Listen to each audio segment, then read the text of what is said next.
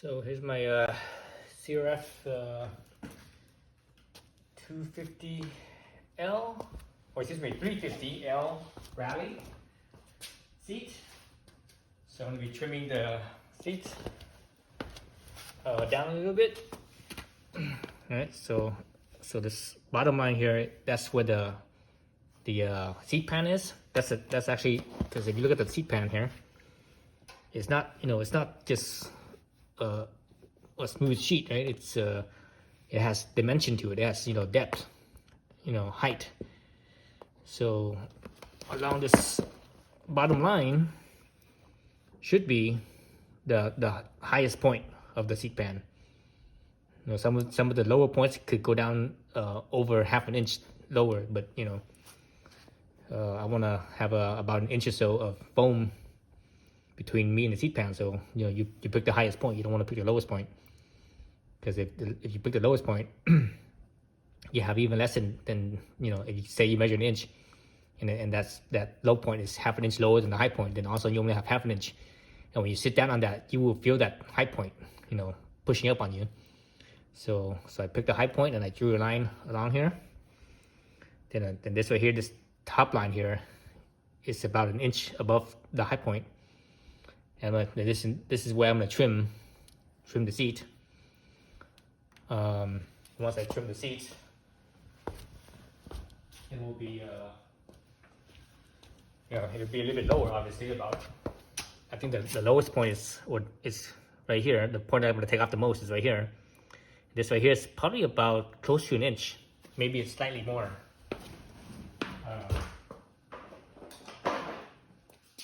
So I'm gonna use a serrated knife.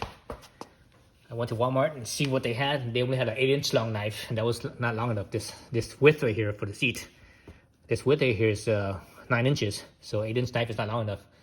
If you use a knife that's too short, you won't get a nice straight cut from one side to the other, because I painted the line on both sides. So I went to Amazon and looked on Amazon. I got this right here, this bread knife. It's 14 inches long. So basically, it's this one right here. Look at that thing. Look how long that thing is. So it's plenty of space to go across the whole entire seat, right? So how I'm gonna do this, since I'm doing this by hand instead of using a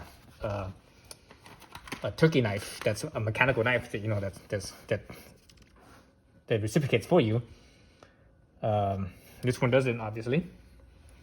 So what I'm gonna do is I'm gonna use this with two hands, one hand on one side, the other hand on the other side, on the back. So that way I could guide this as I go back and forth. I could guide it so that way both sides of the knife will follow the line. So that way it'd be as straight of a cut as I could possibly make it. So that's what I'm gonna be doing. See how well that works. Never done this before. And once I get that cut out, I'm gonna try to make it as level as I can. Right now it's pretty level as is right now. If I put my level,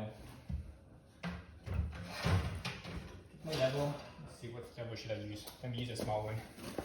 I'm gonna use a little torpedo level I have. So it's my little torpedo level. If I take this, put this along here, it's pretty level. Along here it's pretty leveled. So I know that when I cut this, after I finish cutting it, I can just put this on here and see how level it is. And obviously the level only goes side to side. You can't go this way, because this way it's not really flat, right? This way it's all over the place, and it doesn't sit flat with the flat edge either. It's the straight edge. So I'm gonna do this, and I'm gonna trim it to be as level as I can after I cut it. And what I'm gonna use is this right here. This is you get this at the hardware store in the drywall section. If you ever do drywall, you know what this is. This is basically, it looks like a cheese grater, and it sort of is. And with drywall, after you tape and mud, sometimes there's like some rough spots or high spots or whatever. You want to kind of shave it down a little bit, and this is what you use. And this is what I'm going to use, and hopefully this works. And then it's pretty sharp, so hopefully it's not too the grading on it is not too small. The holes on it is not too small. I'm hoping it works in. So I know my cutting is not going to be perfectly level. So I'm going to use this, go down back to it to level it out. Then once I get that, I will work the edges so that way I could make it so that way it's this nice smooth transition. Smooth transition all the edges, and I will round out this corner here more than it is right now, because over here it's very, more, it's more square over here. It's not square, but it's more closer to being square here than it is over here. So this is definitely more rounded, but I can still feel, I can still feel this angle, and I can feel that when I'm sitting my butt back here, so it's like no big deal. But when I'm standing, when the bike is stopped, and I'm standing with one leg down or two leg, or I try to do two legs around or whatever, I can feel this angle actually pushing up at me, digging into my inner thigh right here. So I'm gonna make this more rounded, and that will also make it slightly more narrow, so that way I could reach the ground a little bit easier as well. Okay, so that's what I'm gonna do. So this is gonna take a while because again, it's all done by hand. So let's get started.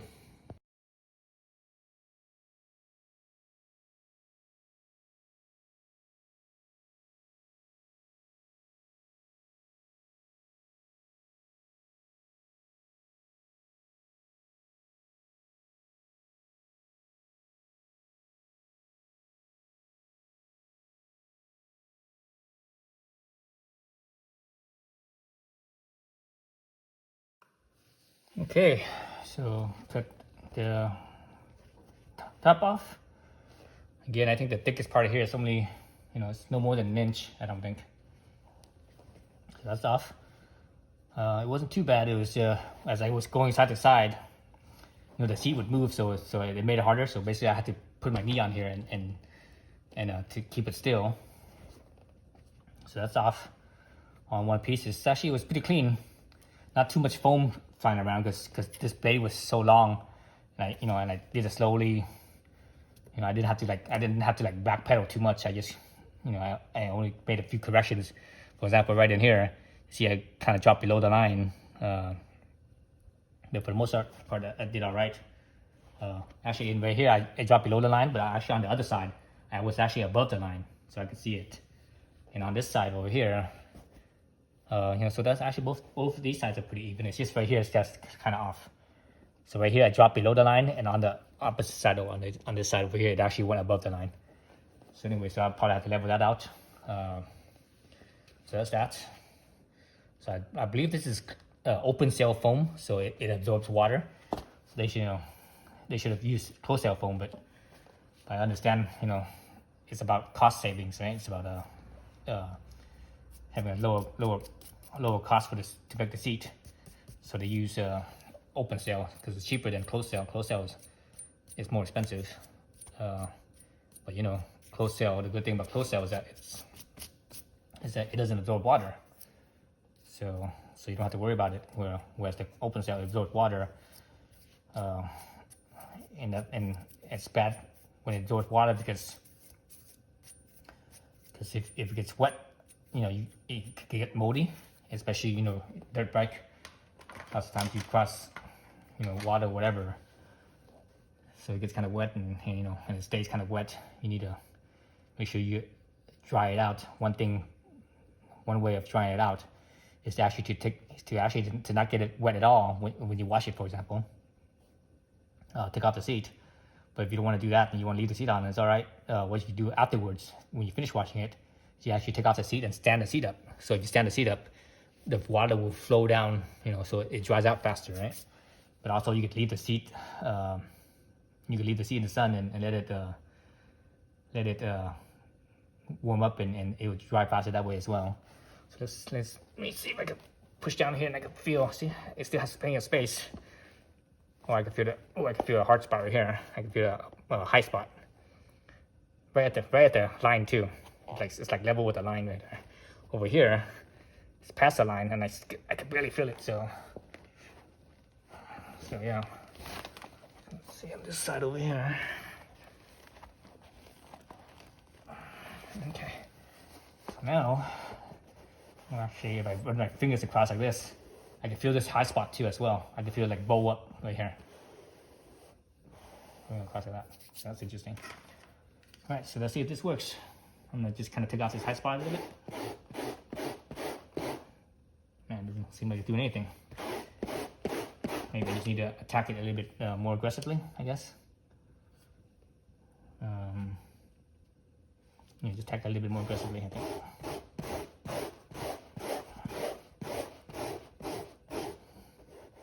Sure makes the foam rougher, that's for sure. Again, it's, you know, it's like a cheese grater. I'm not sure they make different types where it possibly could make it, you know, be a little smoother. I have no idea. I mean, I should have. I mean, I've had this for quite a few years, so I'm not sure if they change the design, or maybe if I get a different brand or something like that, it might be slightly different.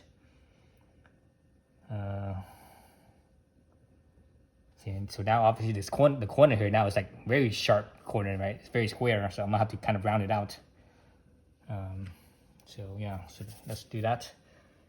So a few things I'm gonna need to obviously level this out. I need to, so you see this probably has like a dip and it's high, so I need to smooth this one out and also round out the corners, smoothen this edge out right here. And that should be good. So let's do that in time lapse.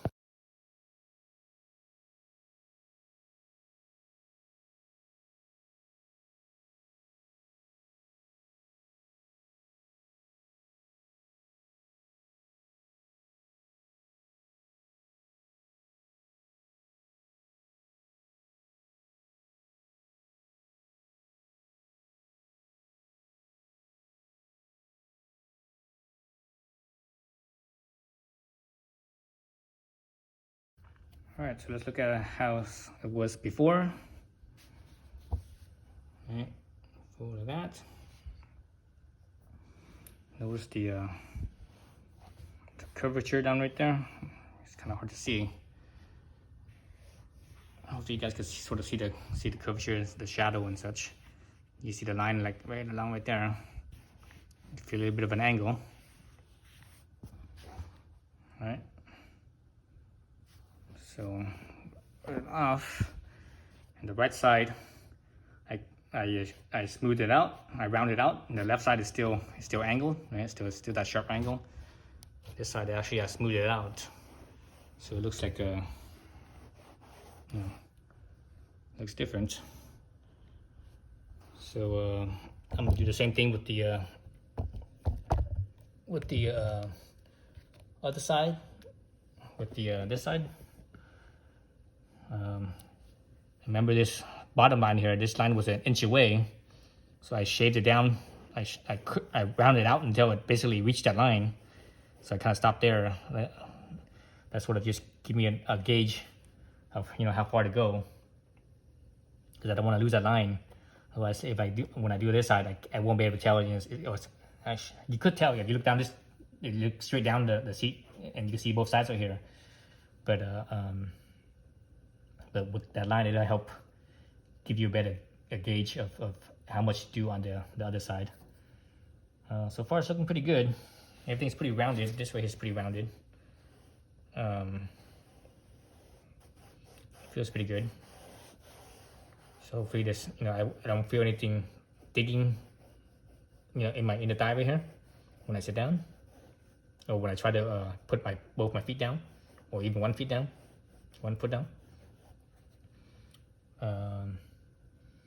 Yeah, so now it's just a matter of doing the other side, rounding out the other side.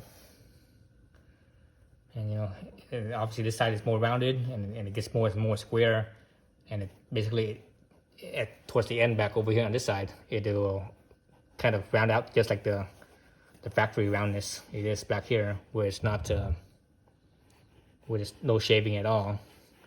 I can feel that sort of a small radius right there. Small radius, and larger radius as I move upwards. And right here, it feels almost like it's like you don't even feel that corner. Right here, you don't even feel the corner anymore.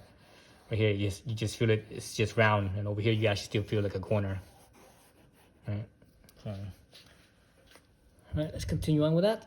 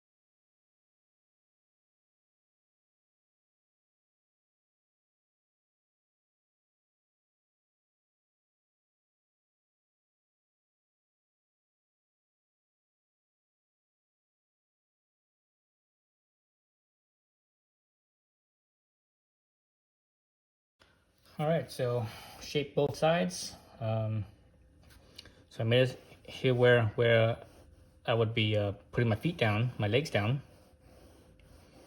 I made this thing have a very large radius, so it just curves there. There's hardly any angle. The only angle I can feel is right here at the black line. I guess feel a slight angle, but by then it's already pretty steep already, so no big deal. Same thing with this side. Up here there's no angle anymore. Yeah, further back you feel the tighter radius until until you go all the way back. This seems to be pretty good. I think I'm good here. I'm just gonna clean up, vacuum everything. So as far as the cheese grater here goes, and you can see how it's basically looks like Parmesan cheese basically. So how this cheese grater, it works pretty well. So you put more pressure, it'll cut into it more, but at the same time it will leave like a coarser afterwards, because some of the foam will like kind of get lifted up because of the cutting of the cheese grater. So you need to remove more material, put more pressure. Then after that, you have to lighten up the pressure to take off that roughness. That popcorn texture, the sealing texture, if you know what I'm talking about.